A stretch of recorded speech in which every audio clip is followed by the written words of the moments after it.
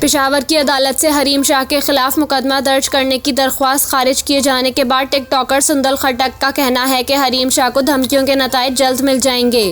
हाल ही में हरीम शाह के खिलाफ सुंदल खटक ने दरख्वास्त दायर की थी, जिसमें दर्ज था कि वो इनके खिलाफ सोशल मीडिया पर मुनफी प्रोपेगेंडा कर रही हैं।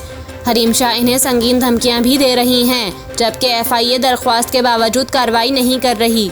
पेशावर की अदालत ने टिकटॉकर हरीम शाह के खिलाफ मुकदमा दर्ज करने की दरख्वास्त खारिज कर दी। हरीम शाह की जानिब से मिलने वाली धमकियों पर सुंदल खटक ने कहा कि हरीम शाह के इल्जामात की पहले ही तरदीद कर चुकी हूँ। हरीम शाह की जानिब से मुझे संगीन धमकियाँ मिली हैं। हरीम शाह को धमकियों के नताइज जल्द मिल जाएंगे। मुझे सिक्योरिटी चाहिए।